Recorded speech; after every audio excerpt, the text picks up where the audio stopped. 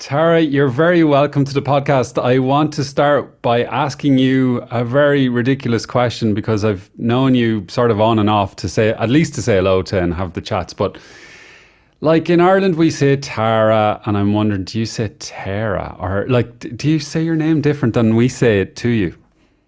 Well, I used to say it like Tara, but then when I moved here, I was informed by Roisin Garvey that I was saying it wrong my whole life. Okay. And she said, no, it's Tara. So, So I so you've adopted it. have, and I don't feel like I do it on purpose anymore, but it's Ah. something that sort of changed the longer I'm living here. So this is fairly symbolic of everything, really, perhaps. Yeah, there's a lot in a name, isn't there? Yeah, yeah. And so you had this Irish name, but yet many people also have that name in different countries. It's not an Irish name for them. It could be an Indian name, for instance. Right. And I suppose that's maybe a starting off point is to ask you, is it like, do you have Irish heritage? Well, like a lot of American tourists come over here and talk about, I've discovered we kind of all sound the same, where it's like my great great grandparents used to live in this village and that makes me Irish, right? It's that kind of way. But But do you have that? I do, but Okay. it's Yeah. distant enough to where I wouldn't be able to tell you much. I just, Yeah, yeah, yeah. a few names have been thrown around, and I think it's just because there's a disconnect between the generations, after enough time passes. But yes, Yeah. you have Irish I heritage. mean, I feel that you're slightly taking the Irish side on that, in that I'm not fully convinced that it's fair all the time that we dismiss it, Mm. because many or most of us have grown up here, and that's changing by the day with demographics and so on. But many of us grow up like, we're from Ireland, all our family are forever from Ireland, and that's the way it is. And then we sort of almost like dismiss that quest for or that pride in roots and identity and go, well, you're not really Irish, or it's diluted, or you're not sure. I don't know, like it kind of is what it is. Like Yeah. I don't think we've any right to, because the fact is, like, anyone that's ever left this land, there's a very high chance they had to leave because of, war, injustice, poverty, oppression, or the quest for adventure. I don't know. It's like you're part of that, but I also love the homecoming aspect to the multi-generational, like particularly in Irish music, and maybe less so in literature, but certainly in music, like the intergenerational aspect has continued to reinforce, and now we have like Irish Americans coming back with better music than some of the people here. I don't know. Hmm. What do you have thoughts on that? Well, I have told people that when I arrived in Clare, at least, that I felt more at home here than I ever felt where I'm actually from. Yeah. And it was a gut feeling, like it was in my bones. And it's not something that I ever expected. And so there must be something to that. Whether I actually had family that ever lived in Clare before or not, it was like there was something about this place that just felt like I'd been here before. But I can't even explain it. It's just a felt sense. But I do feel like that matters, that there's something in that, even if I'm not the only person to say it or feel it. That's interesting. I like that as a felt sense. It doesn't need to be like an intellectual knowing or a memory. It's like the body knows at some level. I guess it's where the DNA rubber hits the road. It felt like it was much bigger than myself. Hmm. And I love to intellectualize. So when I get the opportunity to not, that feels like a gift. Yeah, yeah. So where you are from, I think I recall you telling me once upon a time that you're from around Mount Shasta or Shasta in Northern California. Is that correct? It is and it isn't. My family is mostly in the Sacramento area, and that's where I was born. Okay. And I lived there until about halfway through high school, or sorry, secondary school.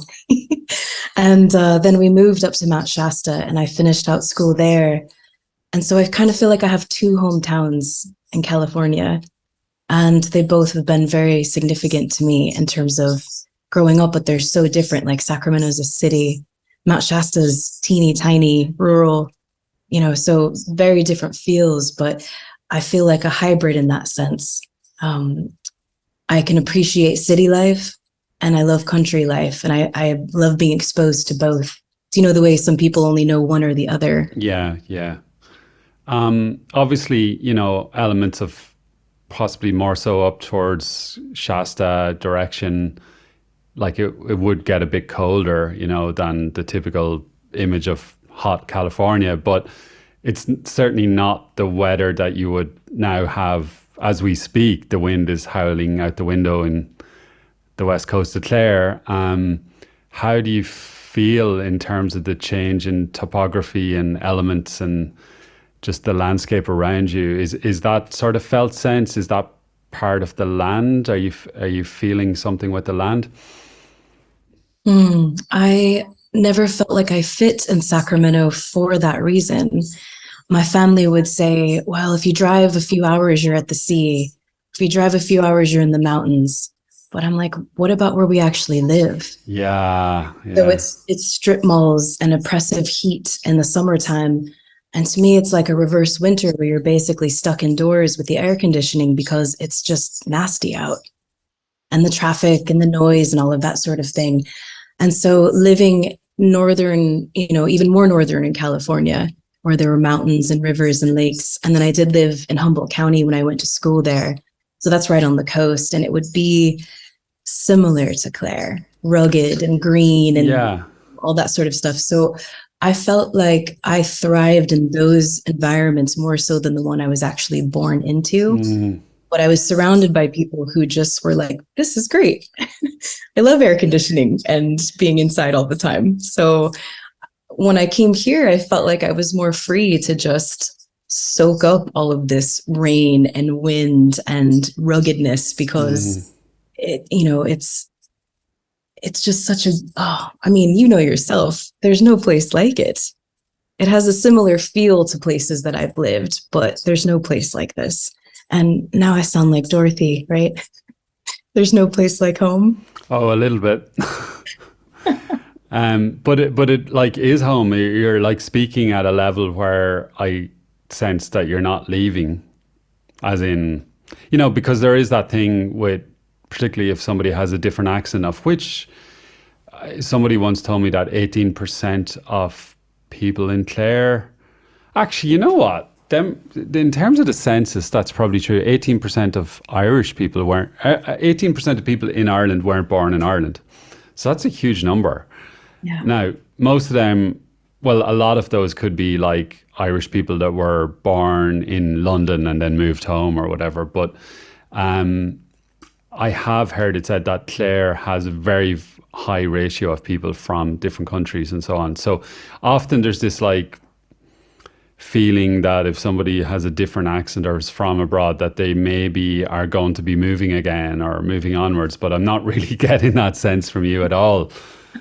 No, I've waited my whole life to feel this way. And I can remember when my grandfather passed just about 3 years ago, and we were chatting, and I had said to him, I wish that I felt like Sacramento because you're all here. I wish I felt, about Sacramento like I do about Ireland, but I don't. I never fit here, but I fit there. And he said, as long as you're happy, that's what matters. Yeah. So is that bittersweet then in terms of, Absolutely. yeah. Yeah. Yeah. I mean, I'm so grateful to be here. And there's this ache that's ever present because there are nieces and nephews and aunts and uncles and, cousins and people that I'm not going to see very often because there's an entire massive country between us and an ocean, and technology only gets you so far, right? Yeah. Yeah. But I was not at home there, and I wasn't willing to stay so that I could watch everybody else thrive and live the lives that they wanted to while I just felt so off kilter. Does that feel like a no-win situation? Because I mean, it feels like the ideal for anybody would be to love where they're from, and therefore they presumably not everyone does, but a lot of people do love their family and their community. So there's a split there that you just have to manage. And I mean, that's the story of a lot of migrants and refugees and immigrants all over the world forever and ever. It's that tension do you find peace with that, or, you know? I feel that I'm thriving here. And it's not to give Claire all of the credit, but there is this really delicious alchemy that I feel like that's happened with who I am, where I'm at within myself, and when I came here.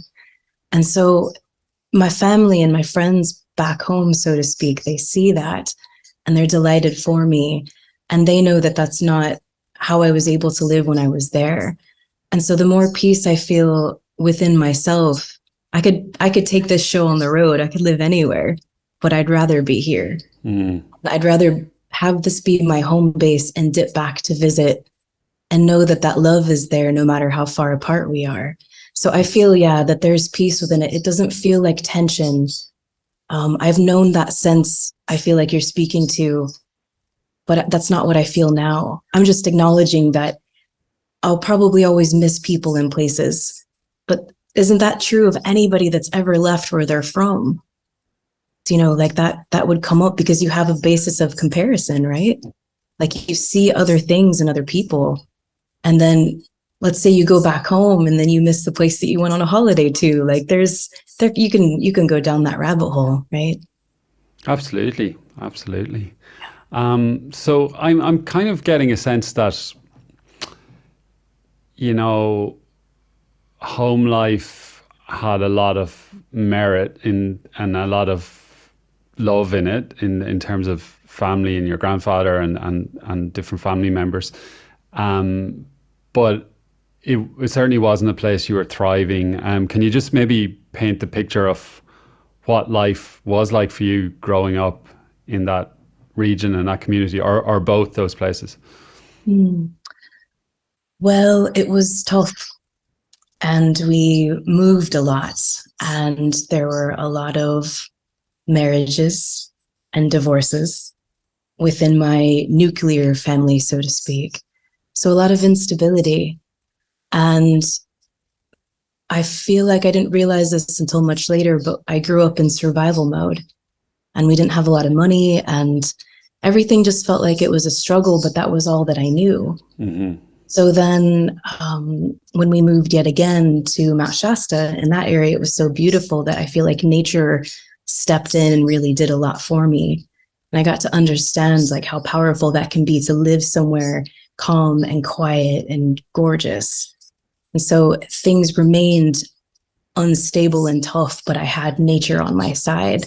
Whereas growing up in a city or in the suburbs, you don't necessarily have access to that. And this is me before I was 16 or 17 and could drive and go other places myself. Like you're kind of at the mercy of where your family lives, right? Your world's a bit smaller when you're much younger. So when it came time to really try and make a way on my own, like I left home when I was 16, and it was to stay in Mount Shasta when my family once again picked up and moved back to the city. They left and I stayed. And that was a really pivotal time for me, but I was so broke. And I was just trying to finish high school and then try to start college. And I struggled for 5 years just to make ends meet. And so at that stage, that's when I started looking into the military, because what I was doing wasn't sustainable. 3 or 4 jobs as a waitress or a maid or whatever.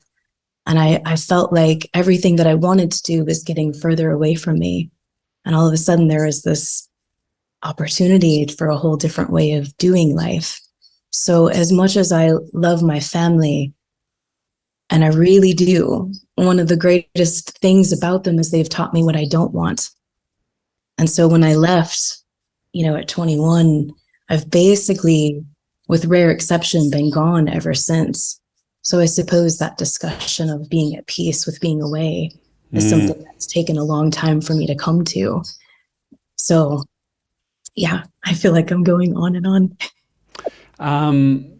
The military aspect is obviously a point of interest, particularly well, probably for many people, but certainly it's not a huge point of reference for Irish people because our military is so small. We don't have like a massive military culture. It is there. I grew up in a town that had a army barracks, so I had plenty of friends that their parents were in the army and they were on peacekeeping missions in Lebanon and elsewhere. So it wasn't completely alien, but for the most part, it's not a massive part of our DNA, you know.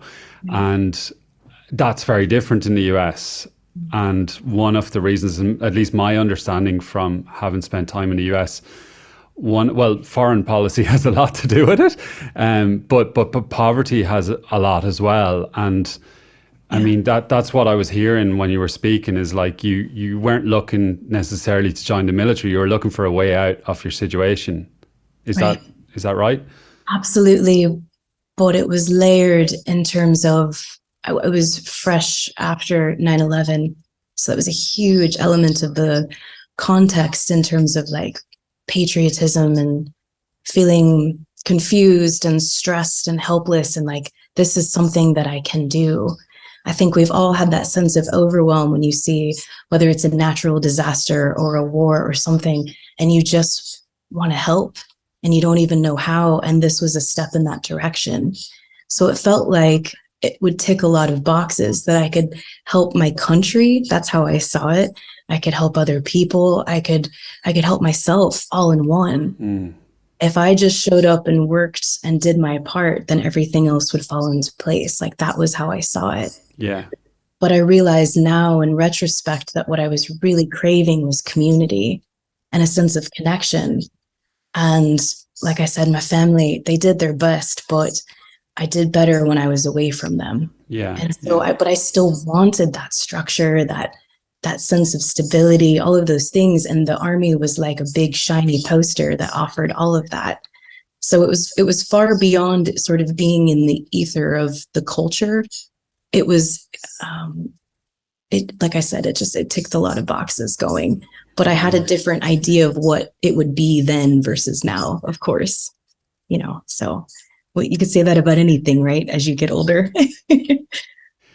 So, Tara, listening to you speak, I can't help think back to my own life, because I was in some ways living a very different existence. I was living in the northwest of Ireland in Donegal, and I was getting very sort of, not necessarily politicized, but also wanting to do something and hearing about the Iraq war and, you know, the messaging that we were receiving was certainly the weapons of mass destruction and all that kind of stuff. And, you know, obviously the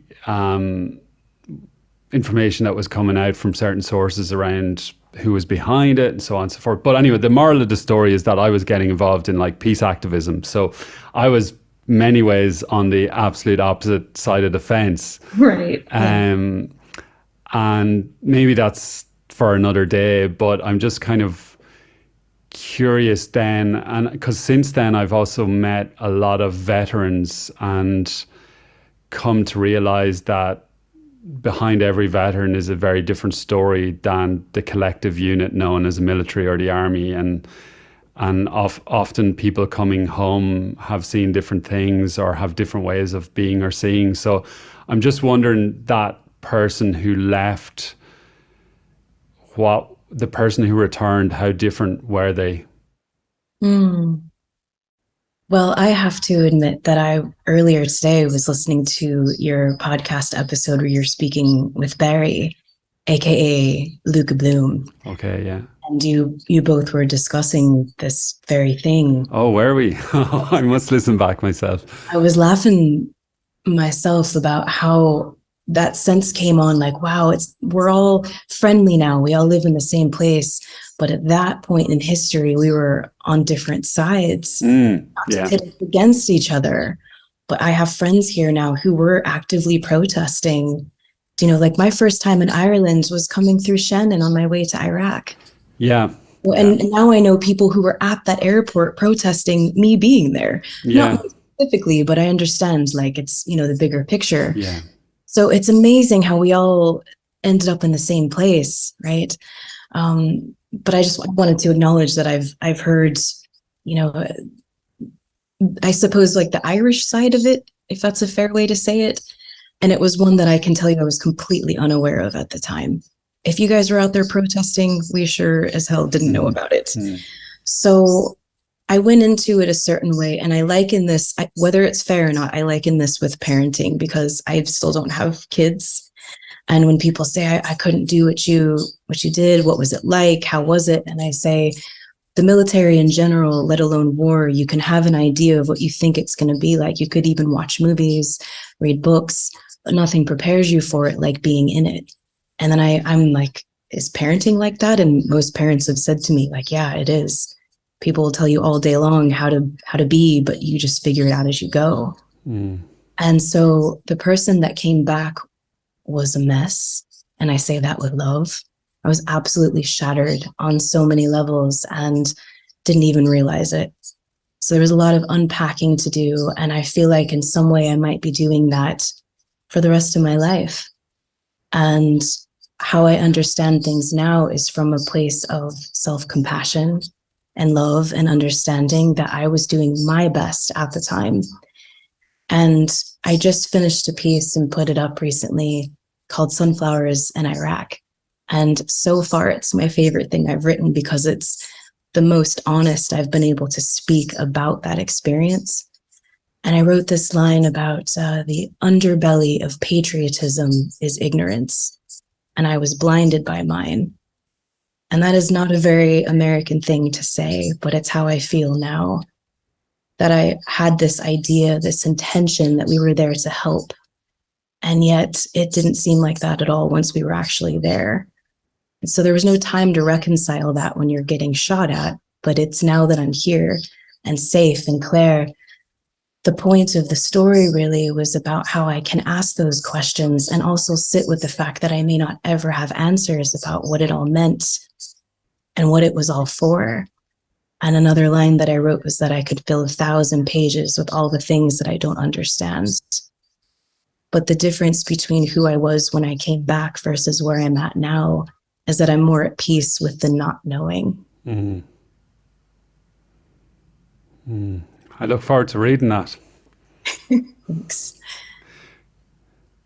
So I'm wondering, it's hard not to see how the writing is therapeutic. And was writing always something that was there for you, or was it something that found you, or you found it? Oh, it's been with me my whole life. And I didn't bring much to Ireland when I moved here, but I did bring a suitcase full of journals. And some of them are so old that they have crayon in them.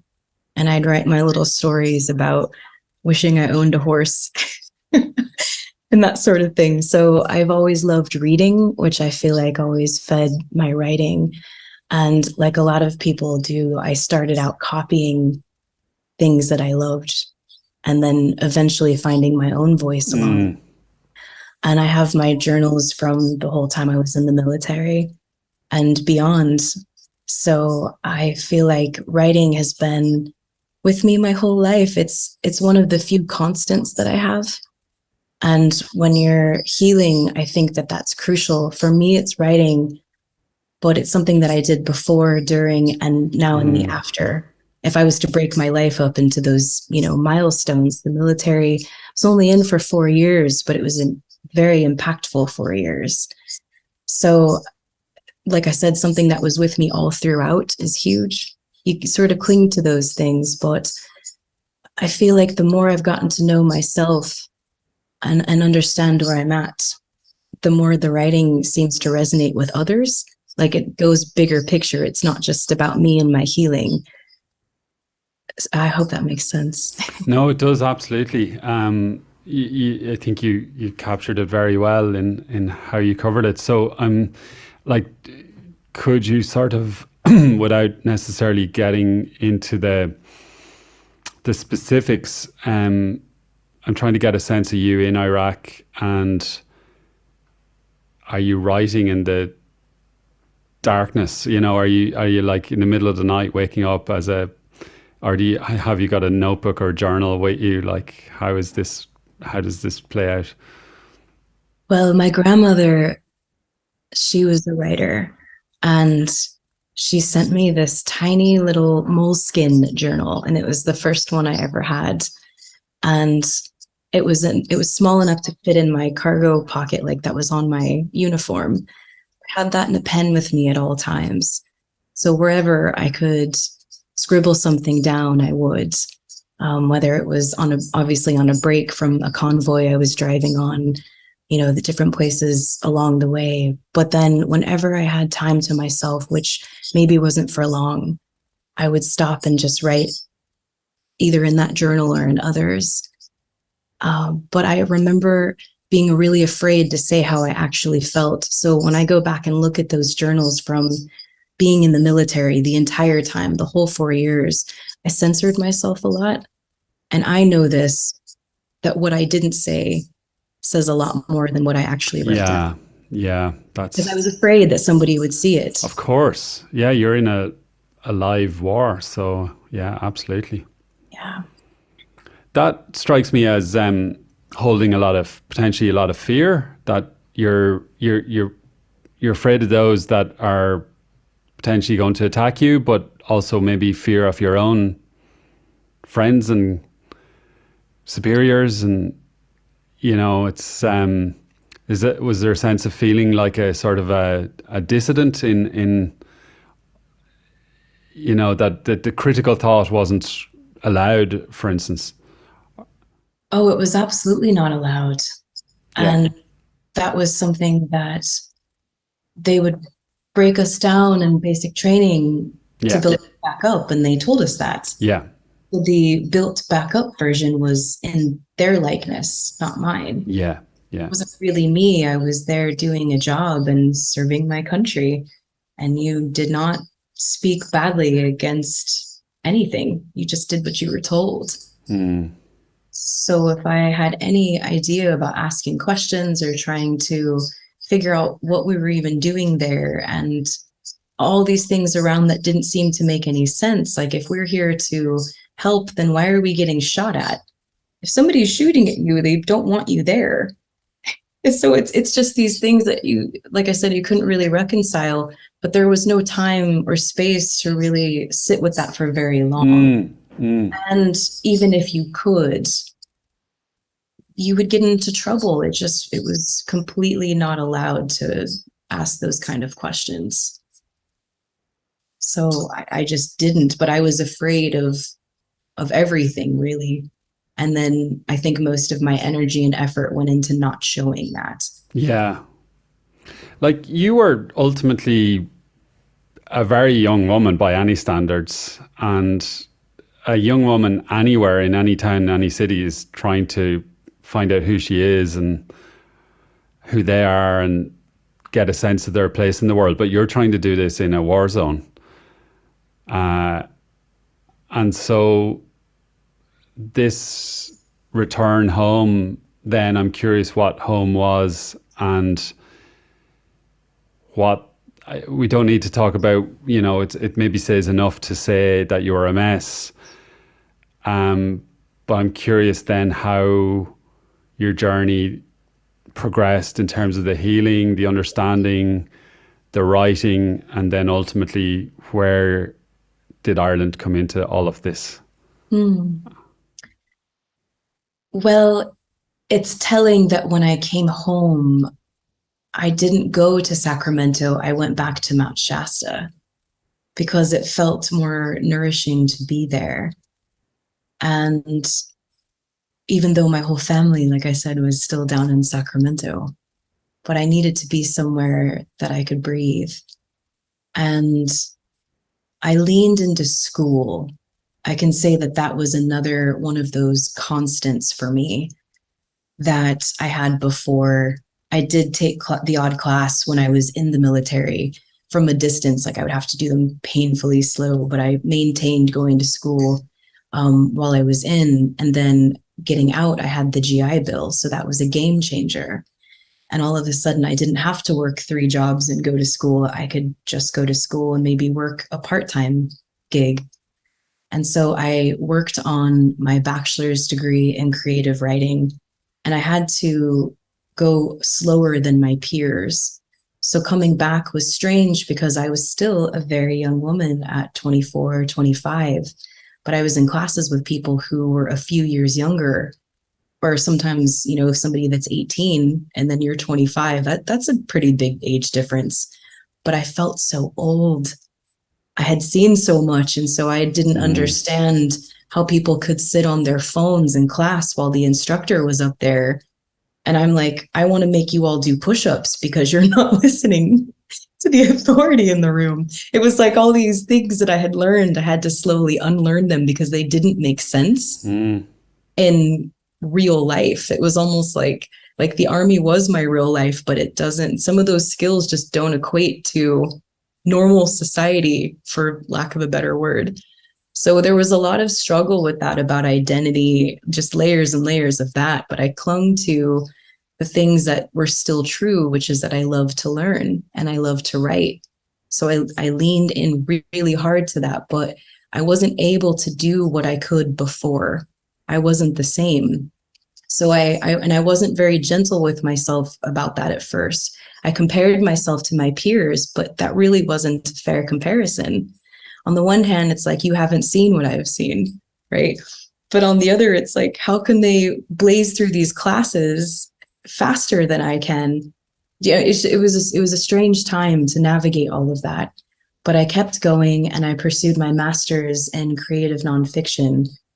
And again, I wouldn't have been able to do that without the military. And slowly but surely, I found my way through, I did equine therapy. So that was a huge thing for me, was riding horses every week with other veterans. And there was a therapist on hand, and we would do a bit of talk therapy, and then we would ride horses. And so much came out of that program. And I stayed with them for 6 years, which was beautiful. I moved to Colorado because that's where the writing program was that suited me best. I bought a house because of my military benefits, and I had my dog Sophie. She was a golden retriever, and I got her specifically to be a service dog, which in the States is much more of a thing than it is here. But I had read all these studies about how having that kind of a dog by your side at all times was better than any drug that you could take. And I was given all of them, like at the start when I got back. But I found that they didn't work for me. And not to say that they can't for other people, but I just kept feeling further and further from who I felt like I was. Mm-hmm. But being with Sophie, my dog, brought me back to me. And it stopped being about just me. I had to get out of bed every day to make sure that she was okay. So I had her for 12 and a half years. And the first several, she was with me everywhere I went. I mean, the grocery store, doctor's appointments. She went to every class with me.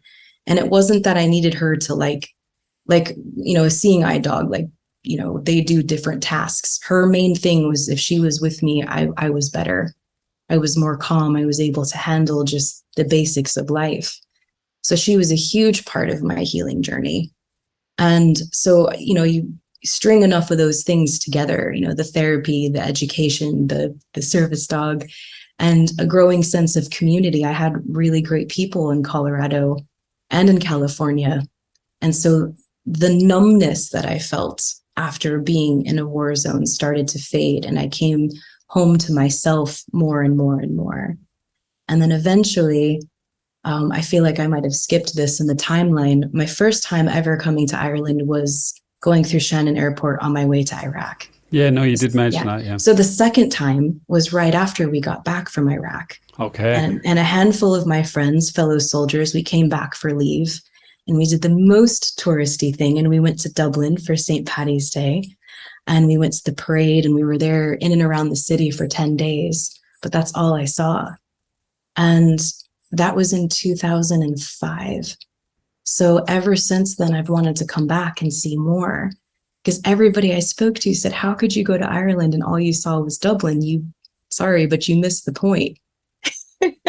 So it was a dream. I didn't know how or when, but I wanted to come back. And eventually, the more I healed and the more things started to open up for me, and I finished school and all of that, I felt ready to branch out beyond. I hadn't left the States since I got back from being in the Army.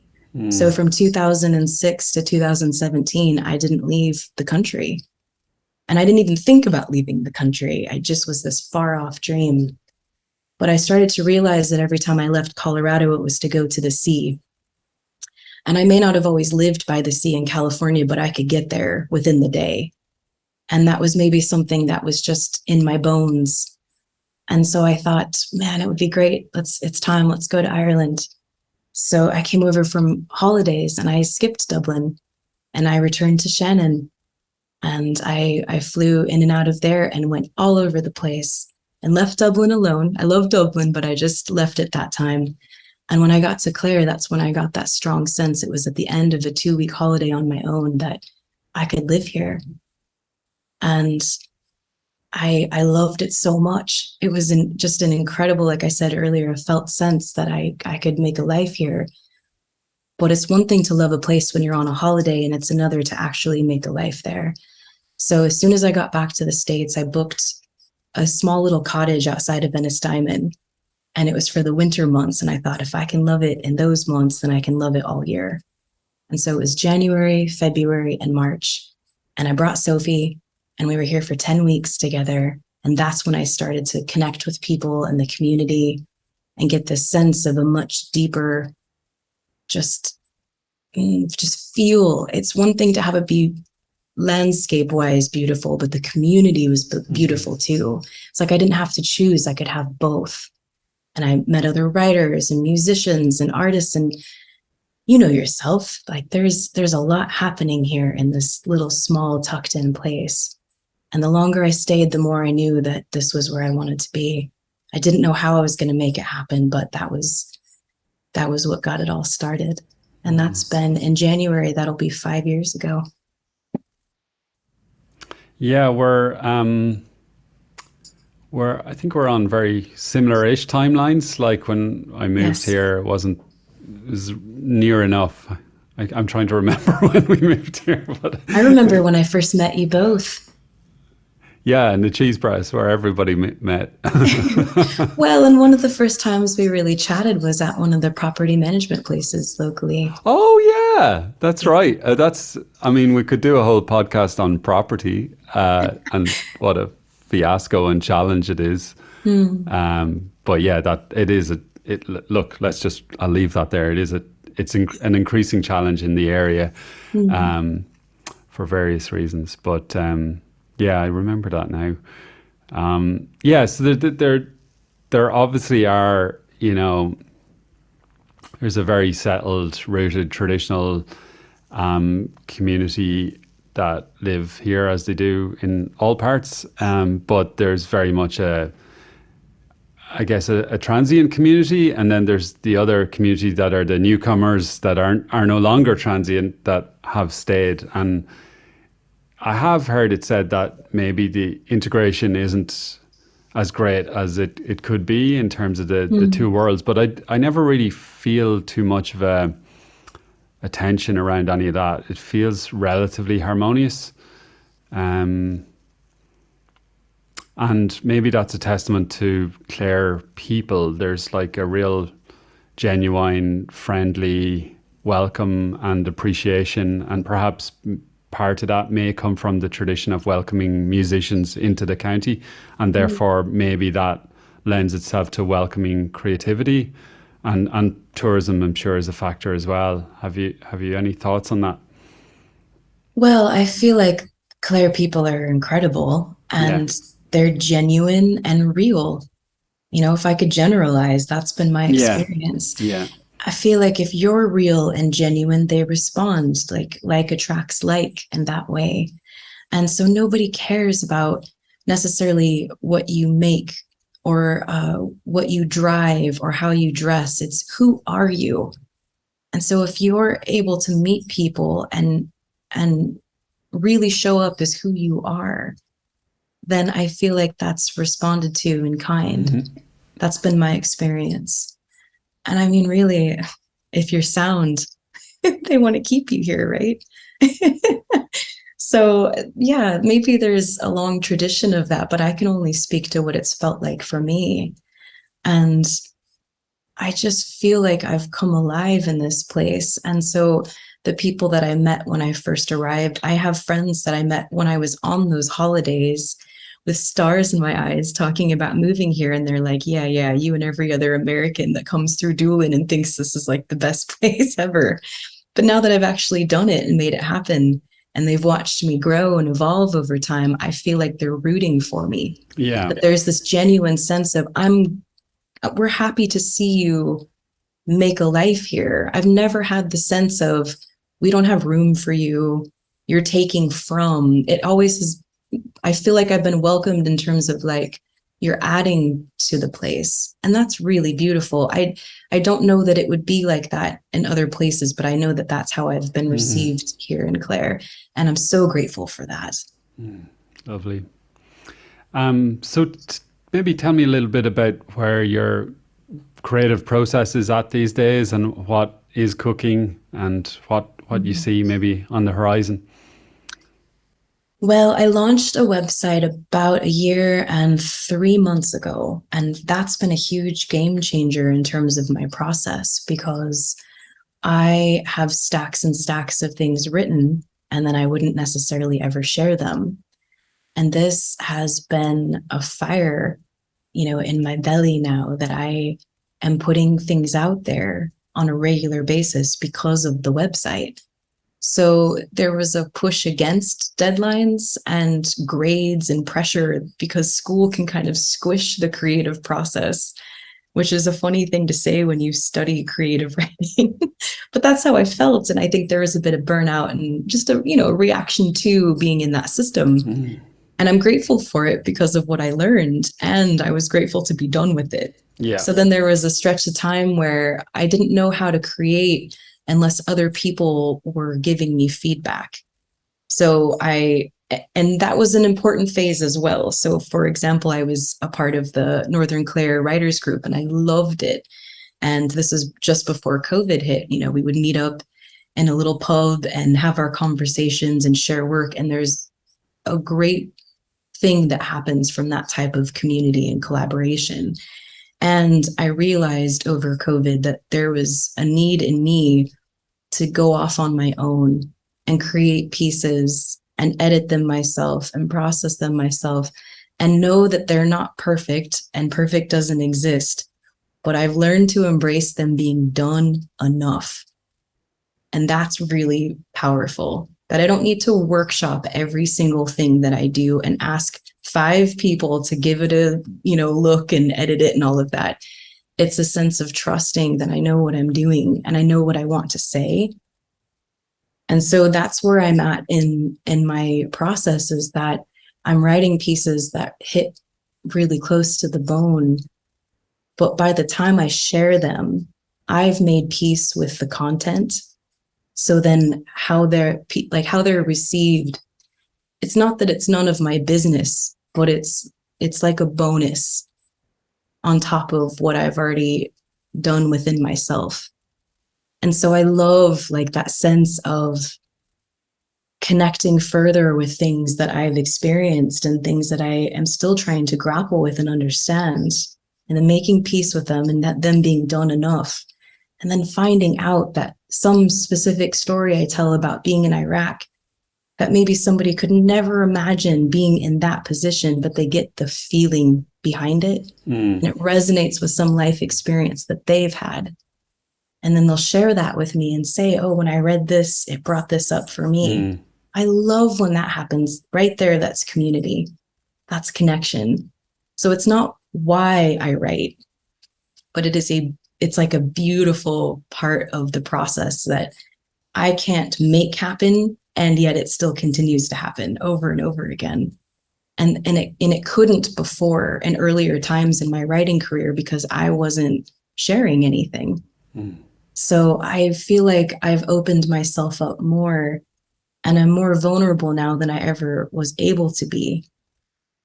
And it just keeps getting better and better and juicier. And I'm just having fun not knowing what's coming next. And I have a deadline in probably about a month, and I have no idea what I'm going to write yet. And I love that, but it will come. So that's where I'm at with things these days, letting it flow. Great. Can you maybe reveal a little bit about what the deadline is for, or is that maybe best Oh, well, unsaid? it's for my website. It's a Okay. self-imposed Oh, it's a deadline. self-imposed Yeah, deadline. and see, Okay. that's a bit of what I'm getting Okay. at is I didn't And have those yeah, before. and any aspirations in terms of futuristic thinking or? Well, for the longest time, I feel like a lot of writers, I was very much obsessed with getting published as a means of validation. And I still have elements of that with me. And rightfully so. Being published is amazing. Do you remember when your book came out and I saw you at the cheese press and you were opening the box Yeah, and yeah. like holding it in your hand for Yeah. the first time? That's still a dream of mine. I can't wait to have that moment. It's going to be beautiful.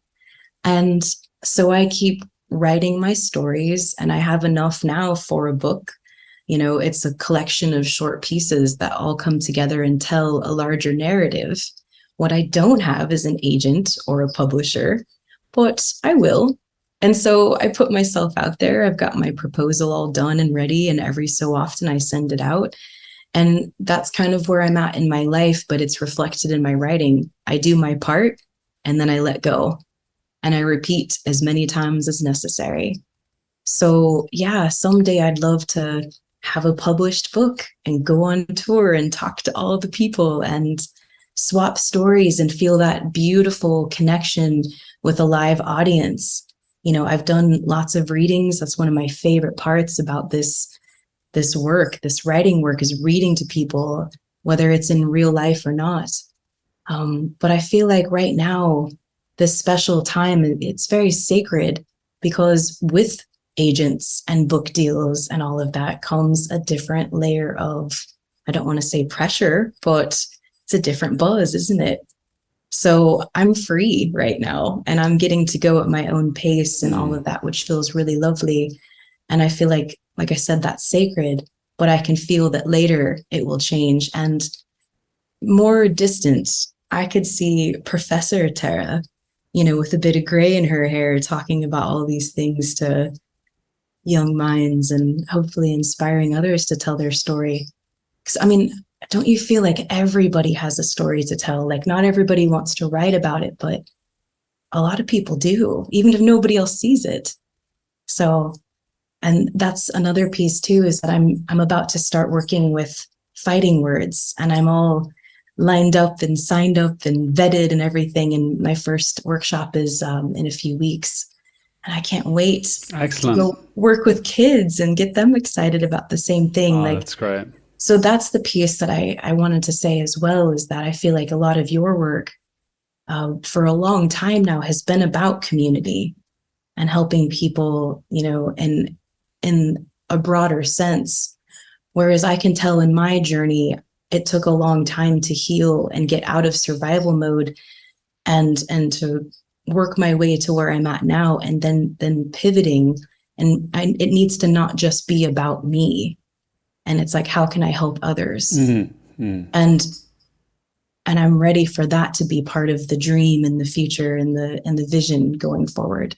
So, and if this is something, that I'm so passionate and I love so much, like if I can share that with others, I feel like it'll shine brighter than, say, I don't know, going to war and trying to help people. This might actually be a better fit. So. Absolutely. The power of the word versus the power of the gun. That's it. That's it.